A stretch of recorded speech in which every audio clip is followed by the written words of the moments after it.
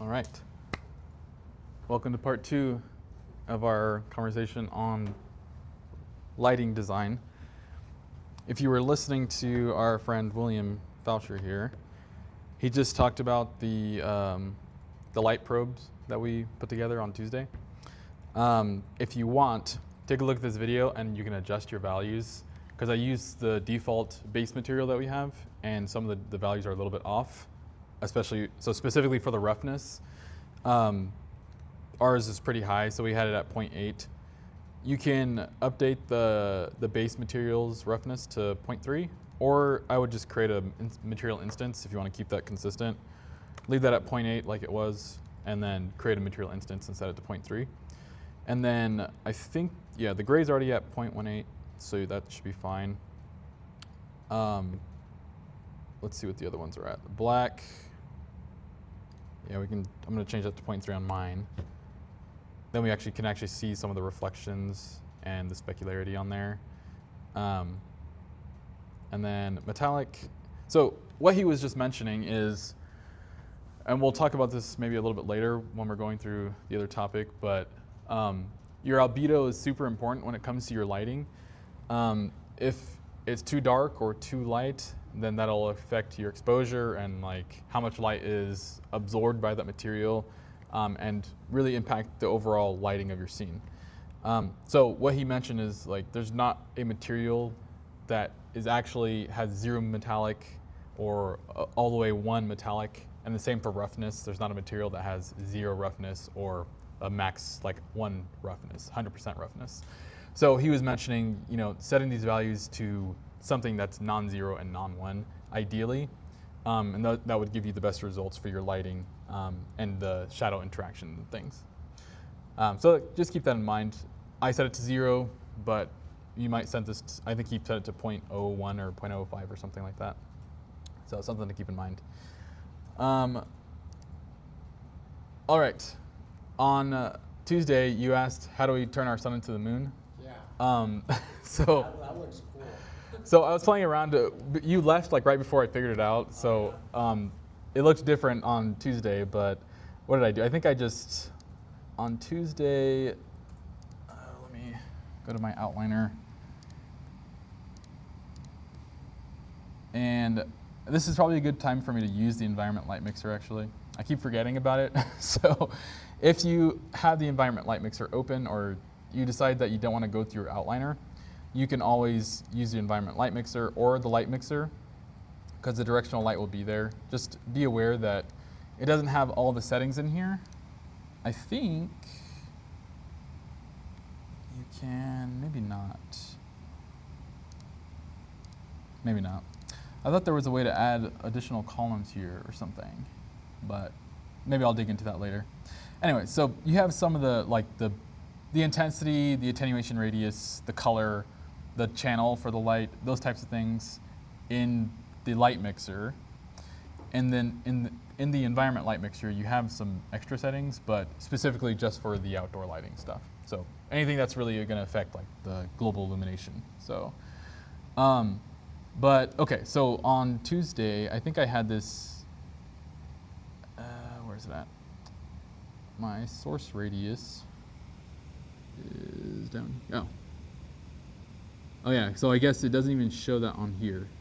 So never mind, scratch that. I guess I do have to go to details. Let's go to details. Directional light details. And the source angle is what I want. So by default, I think it's like 1 point something or something like that. But it starts out as a little tiny point, right? If you want, you can like crank that way up. I think I had it at 50 on, or like 100 even. Oh, maybe not 100. It looks like a planet right there, though. But you can like crank it up, and then you can change the temperature. And then I think what I had just a second ago, I think it was at 20. Yeah. And then I was just playing with some of the other settings. So I adjusted the soft angle a little bit, changed the temperature, and then I think I left the indirect lighting as default, but I went over to, I think the sky atmosphere and the skylight, I changed the Rayleigh scattering. So by default, it's a light color, this light blue. I changed it to this darker blue color, which I thought looked really nice during the day. And then I kept playing with it some more, and I ended up trying to see what it would look like at night. And then, so if you want like a clear night, you can disable your volumetric cloud. I kind of like the cloud coverage, so you can enable your clouds like so. So that's one way. That's not the only way. The other option is you can get an actual skybox, like create a blueprint for a skybox and get one that has a moon in it. Or you can create a moon material and scale up a sphere, make it ginormous in the background. Or you can do a 2D like sprite and have that up in the sky as your moon, and then just adjust your lighting and things like that. So there's a lot of ways to do it, obviously, so it's not prescriptive. But this was the way that came into mind when I was playing around with it on Tuesday. Cool. Okay, so let's talk about the midterm again for a second. I said I was going to be very strict. I was mostly strict, but I was also kind of lenient to some extent on certain things. So if we don't want to, we don't have to do feedback today. We can wait until next week, or I can make a side quest video just talking about like the general feedback I have for everything, for everyone's work. Or we can go over that today. It's really up to you guys. But the two things I wanted to mention is, one, the midterm, it was the rubric was fairly strict, but I was flexible to some extent. The final, however, will be much more strict, just because there's not really a way for us to have a second chance, right? Once you submit your final, that's just what you have. That's going to be your submission, and then I'll grade it, and that'll be your grade. So I just want you to keep that in mind as we go into this next half of the semester, just because it just won't be as flexible, and so the requirement, most of the grade came from the devlog, and that'll probably be the case again to some extent for the final. However, we're also going to touch a lot on this is all going to be like art pass stuff, so making our levels look really pretty, look nice, getting some cool effects, VFX, things like that. So the other thing I was going to mention is we're not having an assignment on lighting per se right now, but that doesn't mean that you shouldn't be applying these topics to your game, starting to work on lighting in your environment. Just because on your final, I'm going to grade your lighting based off, as if you were implementing it based off of our conversations. And the reason we're doing that approach is because everyone's projects are going in different directions. So we aren't really going to stick to the tutorial approach like we did in the first half of the semester. We're going to, it's going to be more like demos and showcases in class, maybe like lectures, 1 or 2 lectures like we did for the first half. But you'll be expected to take those concepts and apply them to your own game as it is right now to improve upon it. And then obviously we'll do feedback and like answer questions as we go along. But for the most part, what we do in class will be more like showcasing what's possible. So any questions on that or thoughts? Anything that you guys were curious about when it came to the midterm? I know I asked it on Tuesday, but one thing I wanted to show real quick. Let me close this. So I wanted to play this video because I shared this on Tuesday under the resources. William Fasher, his videos are fantastic. He talks all about lighting, cinematics, rendering in Unreal Engine, all kinds of good stuff. So it's definitely worth a watch. It's super long though, this video is, so you can finish that on your own time. But what I wanted to mention real quick is there's no lighting assignment. Like I'm not gonna have you turn in a submission for adding lighting to your level right now.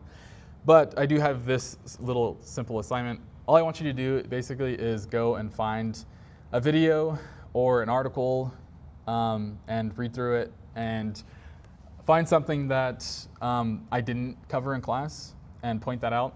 That's what your submission is going to be, basically. So if it's a video, just link to that spot in the video. Otherwise, if it's an article, then you can link me to that spot in the article by like right-clicking on that and then copying the link from there. I'm also not opposed, so this is about lighting, but I'm not opposed to, since I want feedback for the midterm up to this point altogether. If you decide you want to like talk about something else, like if you find a video about combat mechanics or something that you wish we had covered, or something about stealth games specifically, a topic that you thought we should have covered, then you can do that as well. I'd be okay with that. But just come up with something, 1 or 2 things. What did I say? Yeah, at least 1 thing. So 1 to 2 would be cool. And then I think that to do, Monday night.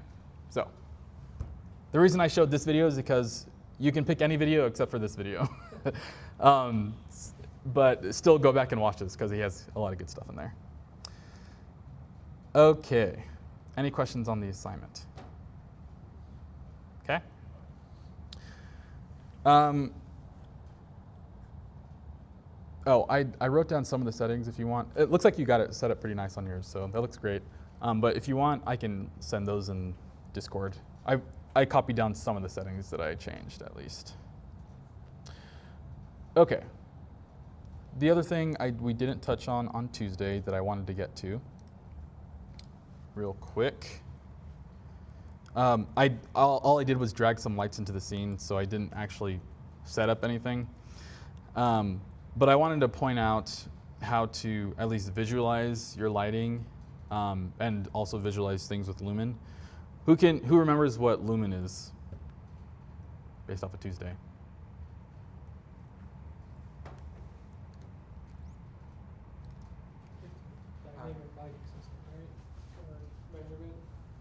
That's close, pretty close. Any other guesses?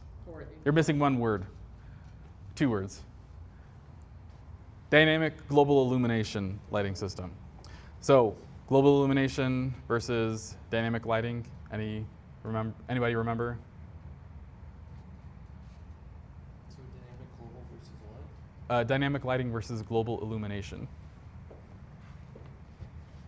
So I know dynamic lighting means that it updates in real time, so you don't have to have it baked, or it'll update itself while you're moving around, so shadows like follow the light.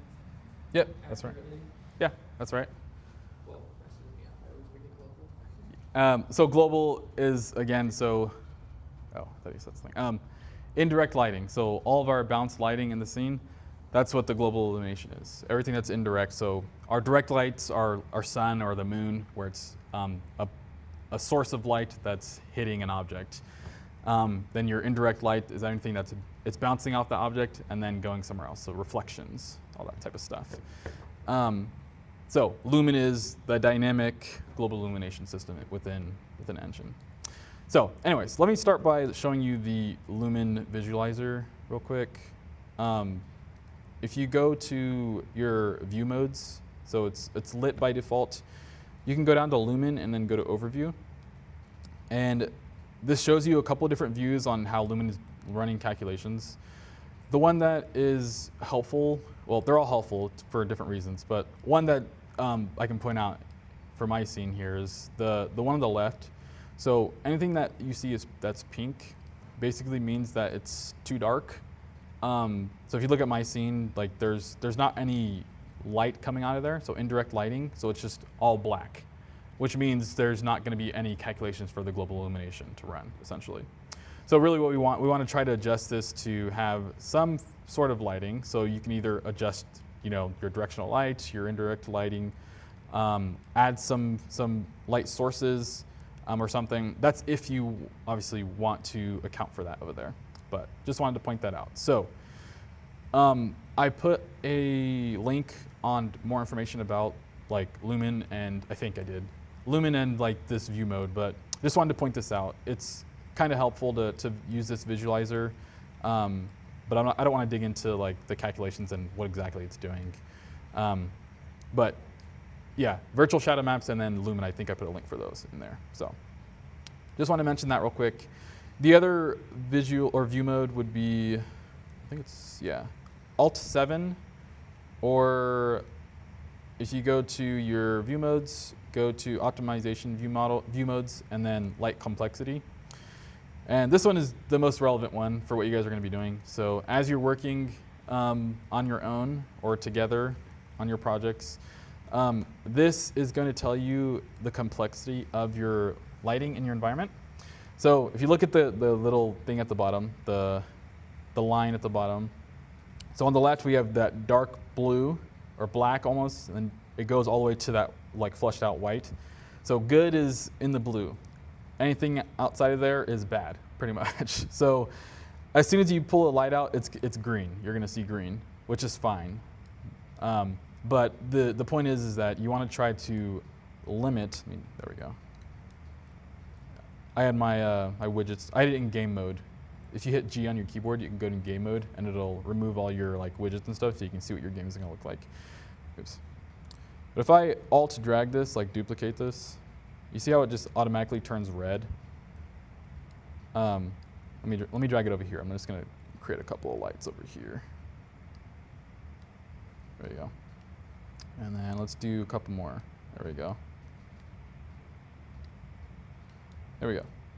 So another thing to point out, if you're using baked lighting, or if you were using baked lighting, you can only have up to 4 of point lights like overlapping like this.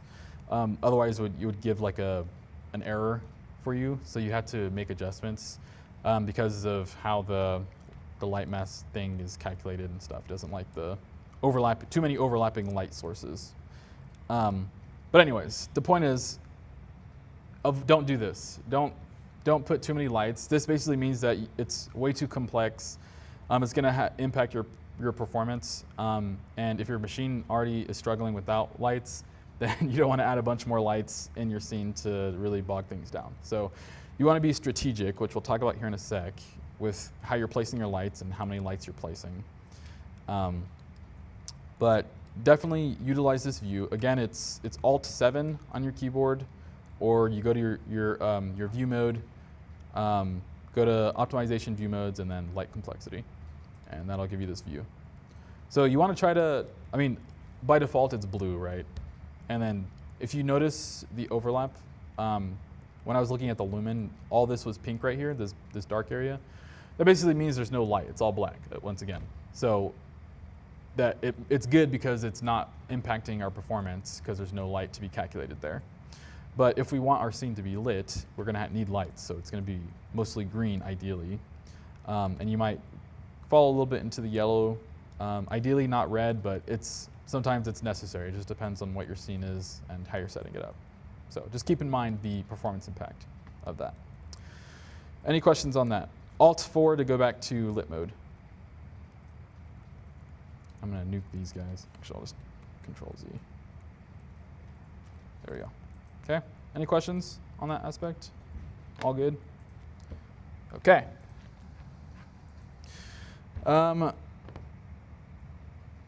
Okay, I want to revisit some topics from Tuesday. But first, again, do you guys have a preference for talking about midterm topics, or would you prefer to continue talking more about lighting? And then we can circle back to midterm stuff at another time. Any preference? I don't really have a preference. Okay. I don't mind if we talk about midterm stuff, will we still get to a bit of lighting? Say that again. Sorry. If we talk about midterm stuff, will we get back to a bit of lighting? Because I prefer to talk about the midterm stuff so we get it out of the way. Well, we'll do what we had time for, pretty much. Yeah. So with that in mind, it sounds like let's just continue with the lighting. I'll try to just either, because everyone's going to get feedback on their assignment, which the reason I want to do general is so that you hear everything in case there was something on yours that wasn't on someone else's. But anyways, I'll just make like a second video on that, a short video just to go over some topics and stuff. For now, let's go to lighting, some more lighting stuff. So I think when we did the level design lecture, I showed you guys this level design book, maybe? Do you guys recall? I think I did. And we talked about, I think I showed you just like the block out and scripting section, maybe. Or if I didn't, I at least put it on the resources page. But super simple and like useful resource. If you need to find something, you can just literally Google it. I think I just Googled like lighting design or something like that. Yeah, lighting design in games is what I looked up. And then I was like, there it is. It's boom. So we talked about some of these topics, but I wanted to go through this a little bit and talk about it a little bit more. So give you guys a chance to look through this and ask questions or just kind of strike a discussion on it. So what can you guys tell me about light design? What do you guys, based off of, what's up there and your own experiences in games, what do you think is the most important aspect? Or why do you think it's valuable? Go ahead. It helps establish like a feeling, theme, and atmosphere. Yeah, that's great, for sure. Anybody else want to add to that? Go ahead. It helps you add to the importance of like an area or certain item in a map. Yeah, okay, for sure. Grab the attention of the player. Yeah, guiding the player. For sure. Those are that's really the big ones, right? So we're trying to evoke a mood or give our level depth or feeling. So as it stands right now, like the block out, like we have some scripting done, we have some characters in there, but all of our games are pretty much feel the same because there's not really any there's no mood to it yet. There's not any expression. So as we start adding lighting and effects and some more capabilities like that to design like VFX and stuff like that, that'll really start to make our games stand apart, really. So lighting is a super important aspect. The reason that it's recommended to do early on, I think I mentioned that on Tuesday, is ideally you would do a light pass like before scripting or around the time you're going to do a scripting pass. That way you can really start to see and playtesters can start to get an idea of what the mood and feeling of the game is supposed to be. So ideally, that's why we're talking about it now, so that you guys can start doing your light pass, start really designing. Some of you have already started by adjusting your lighting, the atmosphere. We haven't done any post stuff or post-processing stuff, but some of you have already put lights to guide the player, which is pretty cool. But let's talk about some of these other things here. So this image here, which is pretty cool. So this is a case study on lighting, to some extent, I guess you could call it. But if you look at the lights on the side here, this is obviously it's telling a story in the sense that this is clearly something elegant or a nice place where you have nice lights shining down on some images, so maybe an art gallery, essentially. You have so these are nice bright lights shining on these subjects on the wall. So that's gonna draw your attention to those objects. And then you have some other lights over here. So these are also bright lights, which is interesting, but they're illuminating some chairs on this side over here. And then you have some dim lights over here in this area, or dimmer lights. So illuminating the corner, but probably back in this area is not as important. And then all the way to the back of the hallway.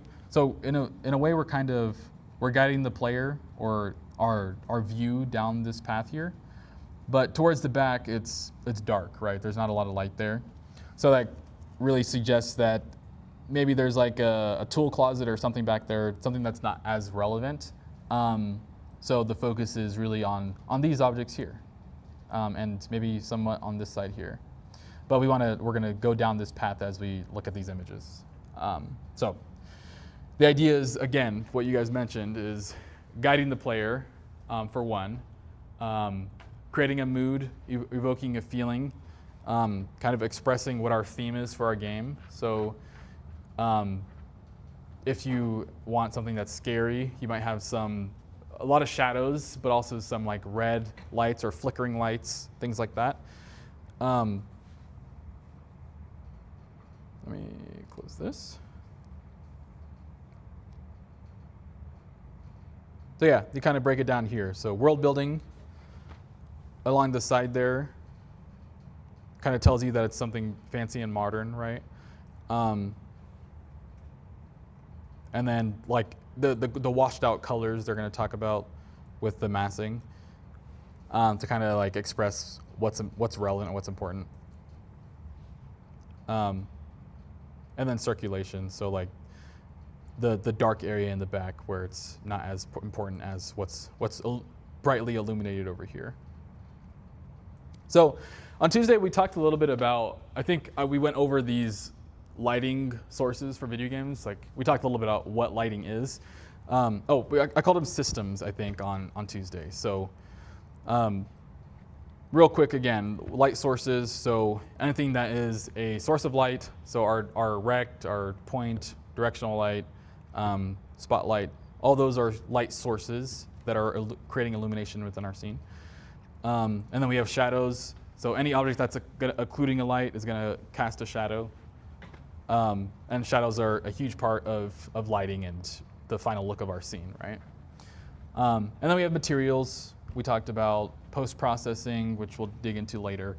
And then reflections. We only touched on reflections a little bit, but maybe with post-processing and Lumen, we'll talk about reflections more. But that's obviously another huge part of lighting, which is why we have the top ball, the metallic ball, the chrome ball, I guess, as a reflective material.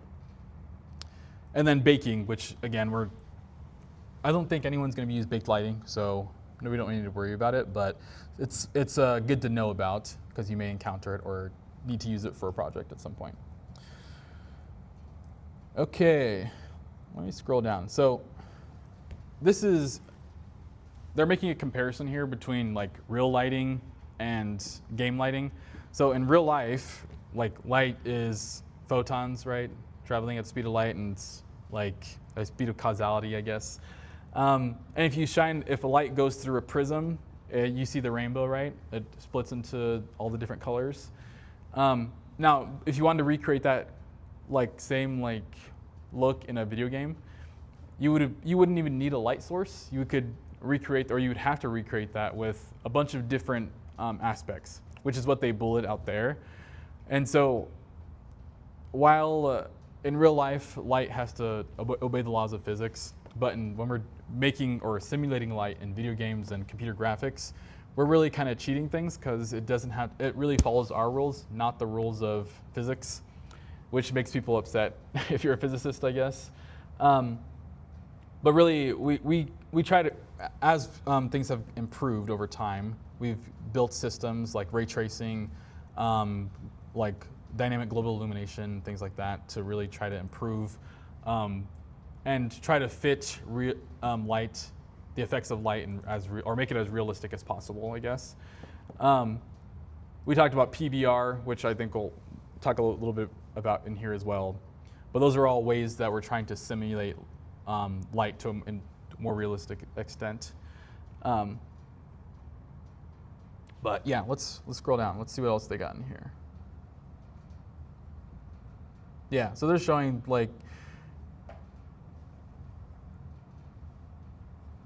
this is interesting here. So they're talking about how in real life, if there's a light, there's going to be a shadow cast. But again, in the video game world, we can have a light without a shadow.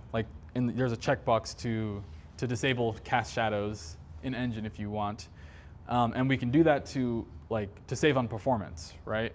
Or we can manipulate lights to have a smaller area of impact, but only infect indirect lighting kind of thing. So we can really adjust things to fine tune it to account for performance, but also look and feel. Whereas in real life, what you see is what you get, right? You can't really you can't manipulate physics. It works because that's how nature does it. So yeah, this is kind of interesting how they're showing the scene without shadows here, and then this drop shadow on this character, kind of cool. Which this is probably a light mass volume thing, or yeah. So it's a texture. It's a big light, a big shadow, pretty much is what it is. All right. Okay, so then they go into the history of lighting. That's kind of interesting, talking about how originally, so we had two light sources of light, right? We had the sun and the moon, and then as humanity got more advanced, we were able to create fire, which allowed us to manipulate light. So before some cultures like worshiped the sun and the moon, right? Because that was our source of warmth and energy and light, right? And the same for the moon. But then we were able to start manipulating light with fire, so we could create our own shadows and light sources and things. Then we went on to having lamps and light bulbs and different types of lights, like incandescent and fluorescent, and then finally LEDs and things. So there's showing the progression of lights, but it all kind of goes back to full circle, that last sentence where it talks about how fire has never disappeared. Now it's more of a symbol in the sense that when you have a candle at dinner, it invokes like a feeling of like romantic, right? It's something romantic or something special. So that's where it comes into games, right? We're trying to invoke a specific feeling. And so as we're designing, we have to think about, to some extent, like the utility of the light, like what we're getting out of it, or what we want to illuminate. But more so, we're trying to invoke a feeling or guide the player to something of value, things like that. So that's what they're trying to get at here. Okay. We didn't talk about IES profiles, but they talk about that a little bit here. Basically, as we try to simulate lights more or better in games than in computer graphics, we come up with the systems like I mentioned. IES profiles is one of them. Basically, engineers created a library of simulations for how different light fixtures are illuminated. And so you have these graphs like this, and shows like the fall off of the light. And so you can import those IES profiles into Engine. I think I linked that as well in resources. But it's kind of a cool concept because you can actually utilize these if you have a model that fits a specific profile, or you can model something to fit a specific profile and shape your light to fit that, and make sure that you have a realistic effect, right, to fit the actual engineering and physics concepts. So pretty cool. What else do they talk about here? Yeah, more comparison on real life versus game lighting. Again, this is linked so you guys can dig into it some more. I just wanted to go through it some because there's some important topics I think that are relevant to what you'll be doing with your lighting. We talked about light sources. Let me see. Yeah, I don't think we need to reiterate like the types of lights, ambient versus directional. I think you guys got that. Static versus dynamic. You guys feel okay with that concept? Okay, let's continue on. Okay, fixtures versus light source. This is something I wanted to mention just because it's relevant to the design of your level in the sense that the highlighted word, motivated light. So if you just have a light source in your scene that doesn't look like it's coming from anywhere, so you can illuminate a room, right? In real life, we have fixtures, right? We have places that are creating light. You might have a candle, or you have a light on the ceiling. But in Engine, we can drag a point light anywhere into the scene, and it can illuminate the area, right? Or create indirect light. So the point is, you can do that as you're working, but the goal is to have motivated lights, something that looks like it's plausible or coming from somewhere, and that's where your fixtures come in. So ideally, you will have a model or something, a fire, a candle, something that makes sense to your scene, right? Shows that there's a source of that light. Does that make sense? Yeah. Okay. The other thing that I think is relevant is lighting theory. So we didn't talk about this on Tuesday. which I meant to, but basically there's these two different types of lighting theory. The most popular one is this 3-point lighting. It's used in film and photography and in cinematics, a little bit in computer graphics or game design, but not as much, which you'll understand why in a sec. But basically you have 3 different lights. So you have your key light, which is your main light, which is just like your global light, right? Global illumination. It's your main source of light. Then you have a fill light and then your rim light. Each of these together creates like a nice illuminated scene. So the rim light, did I say that wrong? Yeah. I thought the rim light should be behind the character, I think, or the subject. So I thought they. Is it? Yeah, I guess so. Okay. I was gonna say because it's. Yeah, that seems right. So you have a light direct right on them. Then you have maybe a light from the side angle and then a light from behind. That's pretty much how you would light a scene. So this works great for like still shots or scenes where you have control over where things are going to go. But the problem is like in games, like the player is in control of where the camera looks and where the camera goes, right?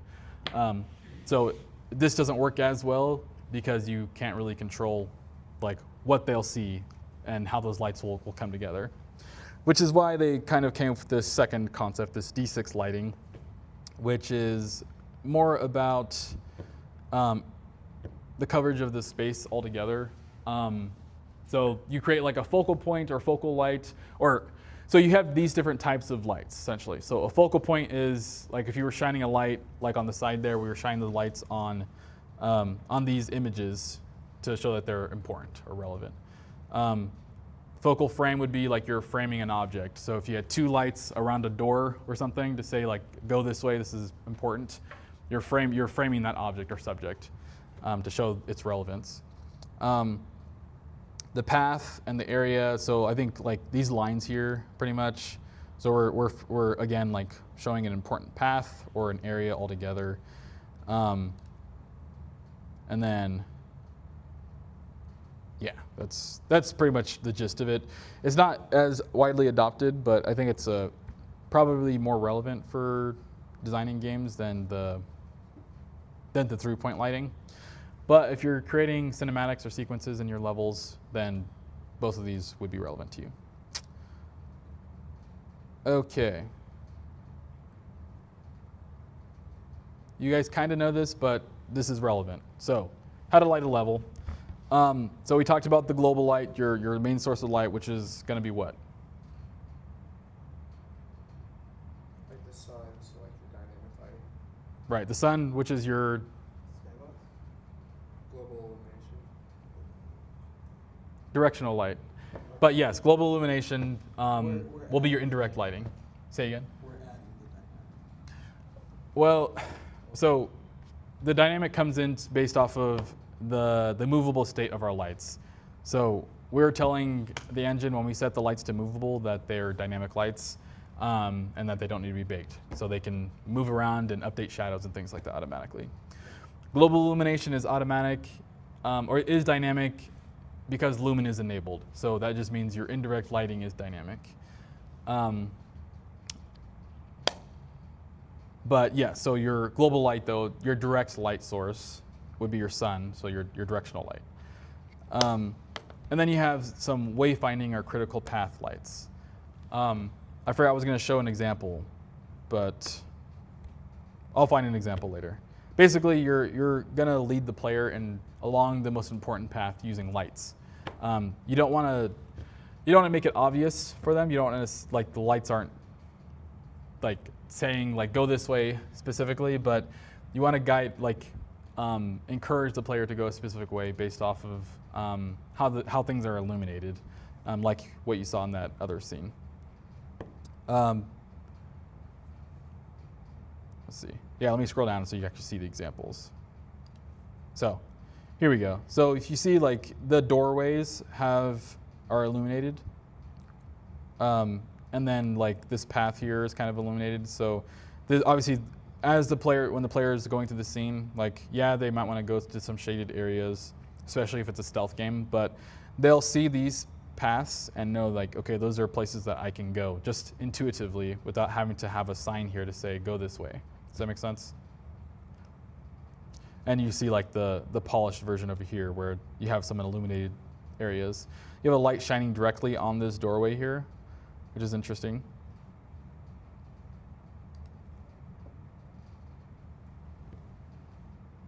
Okay, and then you have, so gameplay lights would be like lights that happen to show that something's going to occur. So foreshadowing, if an enemy's coming or there's going to be a boss fight or something, your lights might flicker or they might brighten up, or any type of effect that makes sense for your game. But you're using lights to show that there is an event going to occur, basically. Or again, like highlighting puzzle elements. That's a good one too. Did I skip one? Oh yeah, detail and mood lighting. Yeah, those are, again, like, so if you're guiding the player down a set path or critical path, you're also gonna have nice mood lights to really set what your scene's going to look like overall, to fit your theme. So that's where that falls in. Okay. Now, common light design problems. I think I mentioned, this is what I was mentioning a second ago, where if your albedo texture is too dark, there's not a way for the global illumination to reflect, right? If it's too dark, then there's not going to be any light bouncing, right? It's going to absorb all the light, which means that there's not going to be a way to calculate indirect lighting, and so your scene's going to end up being super dark. So the goal is, and there's this, let me see if this is like super old, so it might still be relevant, I don't know. This is from like before Unreal Engine. Unreal Engine Development Kit, which was like, anyway, this is what Unreal Engine used to be, basically. I guess it's still relevant, though. This is still good information. So it's linked here, though. I won't link it again.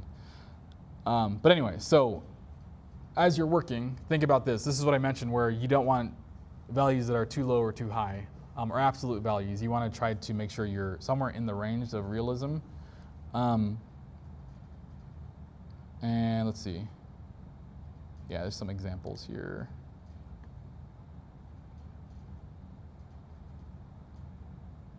Yeah, I won't read through that right now, but we talked a little bit, I'm trying to find, there's another mention in here of something. Where'd it go? I thought. Oh, maybe it's on a different one. I wanted to talk about PBR based off of this, so why that is relevant, but maybe it's in the next thing I was going to show. But we talked a little bit about exposure on Tuesday. This is an example of why you don't want to like mess with your exposure too much or make it too crazy. Like if you have emissive materials in your scene, then it'll start to look flat if you adjust things too much or have them too high or too low. So really, the reason for those probes is to account for things like this. So ideally, one thing you could do is add another sphere that has an emissive material applied, and then adjust your settings, your exposure, your direct and indirect light settings, all your lumen settings, and then see what you come up with. If it looks flat like this, then you know that you need to like readjust. And then the same for the other spheres. Like try to make everything look nice and clean there and balanced. That's the goal. So that's one recommendation that you could do, or just put some emissive lights in your scene if you need them and see how they look. So. Okay, that is pretty much it for this guy. The other thing I wanted to show, or go through real quick, another article, which, actually no, I did link this one as well.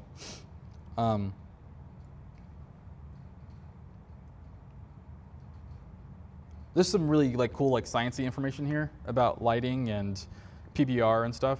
So like they start out talking about the nature of light and like what humans see. So like we have the visible light range, the different wavelengths of light they talk about, which is pretty cool. Like it's a short description, but they talk about the wavelengths in here some. But this helps give you an idea on like the science behind how we're approaching light when it comes to computer graphics and stuff. This talks about like how light travels in a vacuum and like reflects and things. So if it's gonna transmit or like scatter, so if it's transmitting, it's gonna like go through this object basically, like through glass. But you see, it's like its direction has changed. So it came here, it turned, and then went out that way, and then some of the light reflected, and then here all the light was scattering off. So kind of interesting, something to think about when it comes to materials as you're designing your materials. And tuning those values, this is basically what you're accounting for to some extent. And then they talk about, I think this talks about like luminosity or illuminance, basically, how that's calculated, which we mentioned on Tuesday. And then the units and things like that for that, like the candelas, and basically it talks about how those units are determined, which is kind of cool.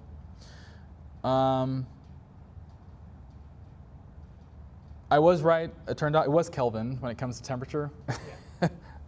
I just couldn't remember exactly, but yeah. So the temperature. This is cool. This is a cool picture. It shows like lighting as like the sun is rising and setting, right? Or temperature as the sun is rising and setting.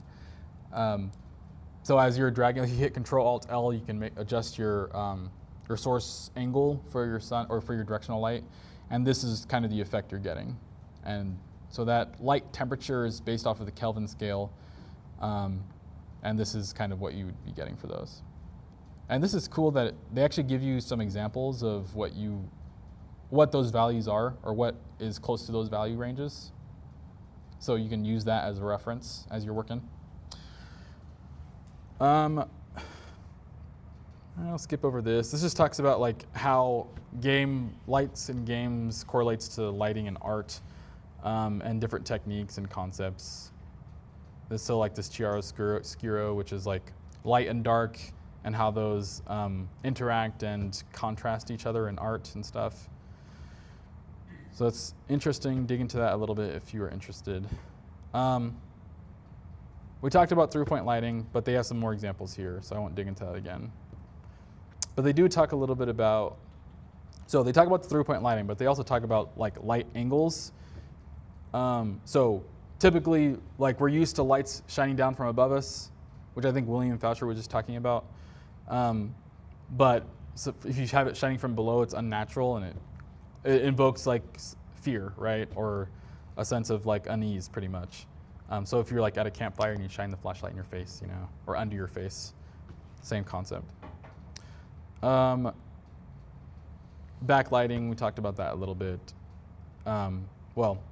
We talked about that within the concept of the three-point lighting, but they give you a little more information on how backlighting works and what effect you get. Basically, you get like a nice like silhouette for the person, and the edges are kind of illuminated to some extent, or glowing, if you will. So alone, you get this effect, but if you combine that with the other 2 or 3 lights in your scene, then you get like an effect like this, right? But this is showing side lighting, which is, you know, this nice effect here. Practical lighting, talked about that. This is the same as, what was the other word? Motivated lighting, same concept. Bounce lighting, that video with William, he was talking about how the rect light kind of softens the lights and things, so that's what they're talking about here. Also, indirect lighting is bounce lighting. It's another, there's too many terms is the problem. They all mean the same thing to some extent, but probably came from different like schools of practice. But yeah, bounce lighting, indirect lighting, global illumination pretty much mean the same thing to some extent. Okay, hard and soft lighting, we talked a little bit about that. This has to do with the size of the light and it's how close it is to the subject. So he made the example of the sun, where the sun is a huge light source, but it's really far away from the earth. So it creates hard shadows, right? The smaller the light is, the harder the shadows are going to be, or light source. The larger the light source, the softer the shadows. And then distance also impacts that as well. So high and low key, basically everything in this high key is like super bright, almost like overexposed. And that invokes one set of feelings as opposed to this low key where you have really dark shadows and like mood lights and things. So they're just showing the contrast between those. But if you look at like the scale there, so basically on the left-hand side, all the lights are going to be like super bright over here, right? On this one, you have a bigger contrast. Some of the lights are super bright and some of them are super dark. And you get shadows. Okay, motivated light. Basically, you're simulating or emulating, I guess is the better word, a light source. So the sun or the moon or a street lamp or something like a fire or something like that. So he's like parked on the street or on the road or something. So you see the light coming in through the window. It's probably not actually a street lamp, right? It's just a light source in the studio, but they have that simulated as a street lamp. Okay, ambient lighting. Again, that's just like all the general lights all together within the scene that are kind of meshing and molding together. Do you guys like Stranger Things? Good show. Sorta. What's your thing against Stranger Things? I watched the first season. I don't know. I just haven't paid attention to it in a long time. Yeah. Well, the last season's coming out November, right? So. Half of it's in November. Oh, that's right. Oh, That's right. Yeah. I hate when they do that. Yeah. At least it's only a month. Yeah. At least it's not like 6 months or a year or Six months, something. It's full season 2. Yeah, no, that really Yeah. made me upset when they split it up. They only Yeah. do like half It's the insane. season and Yeah. they split it up in 6 months. So I guess you can wait until it all comes out and then watch it all. Binge it. Yep. Okay. Rendering fundamentals. This is just pre-computed lighting. Again, is baked lighting. So they're just revisiting that topic. So I won't dig into it again. But you can read through what they have here, if you're curious about the nitty-gritty details. Okay, real-time rendering. This is where I wanted to talk about PBR. So if you look at this picture here, I guess I can't zoom in. Well, maybe I can a little bit. So this left side, there's no PBR. On the right side, there is. And you see how like this reflection is, and the specularity right here, like there's some reflection right here, or shininess. And it looks more, there's more realism here. It's a little bit brighter. Anyways, the point is, so PBR, we're trying to simulate how light actually interacts and how like materials and textures actually interact in the real world. So we have like our base color, our roughness, metallic, and specularity. And we combine all those things together like in Unreal Engine's material editor to try to like make it as realistic as possible. Would that be like a post-processing thing, or would that be? No, this is just directly within your material editor. So if you look at the nodes, so if you look here, this is a PBR material. So we have our base color, or albedo is another term. So base color, diffuse, albedo, those all mean the same thing. That just means your primary color coming into your material. Then you have your metallic, which is how shiny it is. Is it a metal material or is it like not metallic at all? Then you have specularity, which is like the amount of light that it is reflecting, absorbing, I don't know, something like that. And then you have roughness, which is self-explanatory. So all those together is what kind of creates, yeah.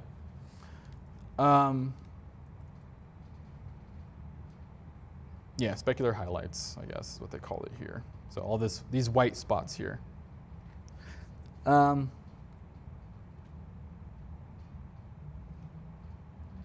they mentioned ray tracing. So all this stuff kind of goes hand in hand, but ray tracing is basically we're trying to simulate how light rays actually interact in the real world. So how lights are bouncing and reflecting and how the shadows are being created from those things. So ray tracing is kind of the next step, right? But it's still super like performance heavy, and it's expensive, which is why it's usually dependent on like a solid graphics card. That being said, there is software ray tracing in Unreal Engine. But if you were listening to that part of the video, he went and changed the settings to enable hardware ray tracing, which if you have the capability, that's great. But the thing that Lumen, so working with Lumen and ray tracing together is really the best of both worlds, because Lumen doesn't care about the performance of the hardware. It's like hardware agnostic. So the hardware doesn't have to be like the most advanced or highest quality to look nice. Whereas with hardware ray tracing, you need a quality machine to really get good results. So something to keep in mind. We'll probably touch on ray tracing a little more when we do ray trace shadows and stuff, when we do the post-processing and the project settings. But okay, they talk about light sources again, emissive lights, which you guys have talked about quite a bit, a little bit about global illumination, and that's all like the technical stuff, which is pretty interesting. Then they start talking about like examples of like solid lighting in games, which is pretty interesting. What examples can you guys think of where you thought like there was like solid lighting in a game, or something that stood out to you, if any?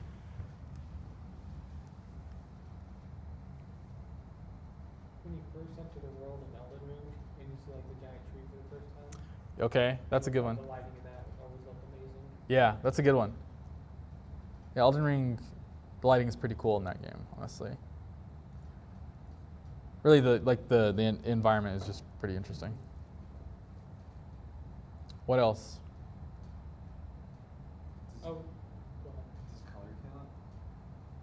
Yeah, to some extent. What do you? I would say Chris, because it's like temperature and like the way it controls like its color palette works really well for the game. Yeah. Okay. For sure. I always thought the BioShock games always lighting really well too. Yeah. Yeah. The feel of the game. For sure. Yeah. So they talk about a couple of specific categories for how lights can impact the scene and the game. So the first one is guiding. So in Uncharted, they have this example where, again, we are framing these doorways here and these windows here to show that these are like, yeah, you can go that way. These are important paths. And you also see like the ladder there and stuff. Another popular one you see like in God of War is like they'll have a little bit of paint on like the rock here or something, or Lara Croft or whatever. Or Tomb Raider, they'll have that there. But lighting is, I feel like, a more natural way to do that, if you can pull it off. And then they show the same thing for Until Dawn, like showing how the lights are really guiding the player through the environment, which is kind of cool. Resident Evil. So this illuminating or framing. Basically, you have a really bright directional light or a source of light that's going to wash out everything else. So in Resident Evil, your flashlight, when you shine your flashlight, you can't see anything else around you. All you can see is what's being illuminated, and so you're really just framing whatever object is that the player's focusing on. And so this is like one good example, but it can be used in multiple ways. This one obviously it makes it more scary because you can no longer see the room around you. So as you're turning, you can only see like what you're illuminating, which I think is kind of realistic. Like when you shine, well, at least when you first turn on your flashlight, you can't really see like your peripherals. It's no longer visible. You can only really see the light in front of you. So pretty interesting. And then the same for Dark Souls. They had an interesting one. I actually haven't played Dark Souls 1. Anyone? Yeah, it's old school stuff. But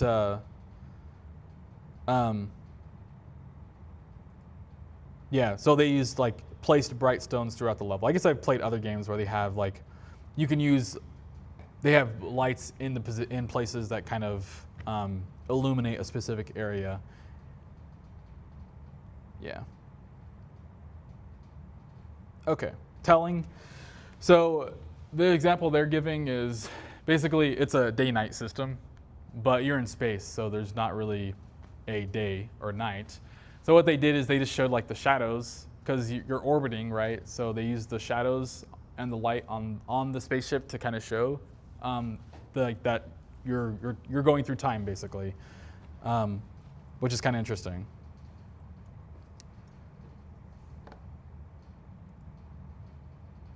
Yeah, and then Alien Isolation, one of my favorite games, solid stuff. They used lighting, like they have like flashing lights again to invoke a specific feeling, or to tell the player that the alien's close by or is approaching, kind of thing. And then you get like the shadows and stuff too. Splinter Cell, pretty common one. This is probably relevant to what you guys are working on, stealth games, but this is the kind of the opposite, right? Where we have hiding, where we're using our lights to create intentional places of shadows or intentional shadows, where the player can use that as a point of relief or a place to strategize or to hide. So all of that goes together, right? The shadows, the lights themselves, like the source of lights themselves, the colors and materials, the reflections, all those things really work together. I haven't played Mark of the Ninja, but apparently, so when you're inside of the light, like you're illuminated in full color, and then when you step out of the light, you're like dark or something like that, I think is what it describes. So they use that kind of to like express that you're in shadows or like you're illuminated or not.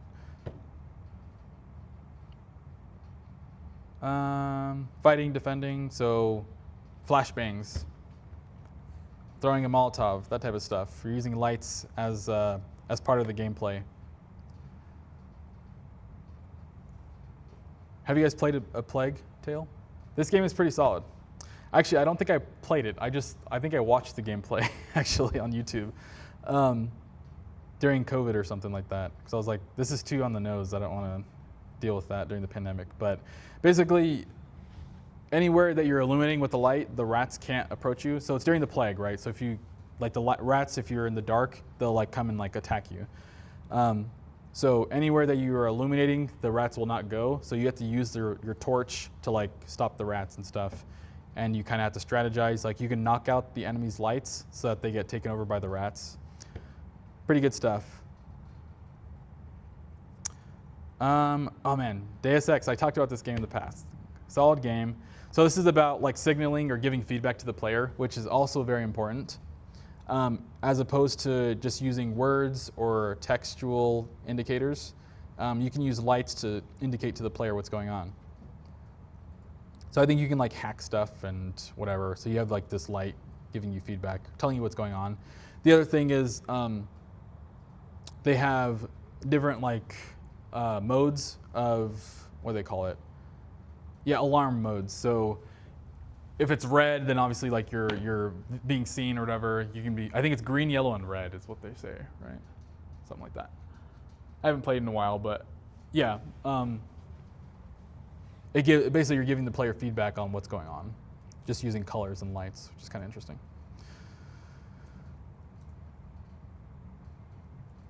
Hollow Knight is more, actually I haven't played Hollow Knight either, believe it or not.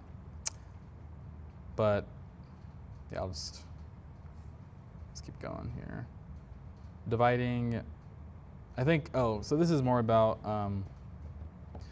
similar to the day-night system concept, but basically you're using your lights to divide the gameplay, like the style of gameplay. So in Assassin's Creed, during the day, the gameplay is one way, like you can like have open combat, you can run around and do stuff. But at night, it's more, you're supposed to be stealthy, do whatever, that type of stuff. I think one really good example that came to me on this was Dragon's Dogma. Have you guys played that? Dragon's Dogma, there's a good show on Netflix for it actually, check it out. But basically, during the day, it's like a high fantasy game. During the day, you are like you can roam around okay, and the enemies are weaker. But once like the night falls, it becomes like pitch black, and you have to use a torch or something to illuminate your path. But then the enemies become super duper strong. So they use that to kind of show like the balance of the game. So if you don't make it back to like a safe spot, you have to like fight your way, and it becomes super intense. So anyways, that's basically what they're getting at. I think don't starve. You have to stay close to a light source, basically. So similar concept. Yeah, so that's it. That's all the examples they gave. Pretty interesting stuff, I thought. So I think I linked this one, like I said. Check it out if you want to actually read through and get more information. Any questions on those topics? Or anything to add? Any games pop into mind that fit any of those categories for you guys? Ghost Recon, they did a lot of the day-night stuff as well.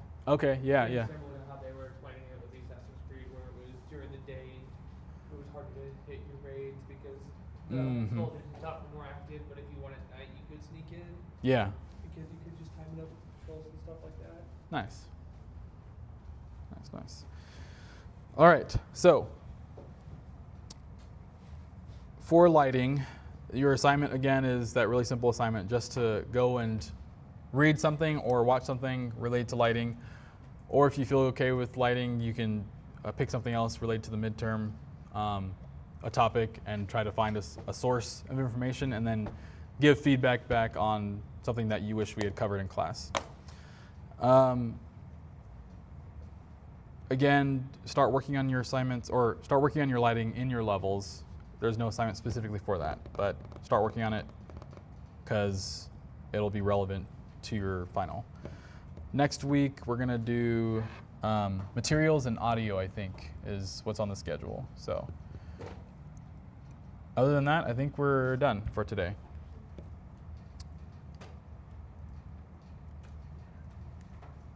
Have a good weekend, and we'll see you next week. And you said that assignment's due Monday, right? Yes, Monday night. Yep. It's crazy you've already had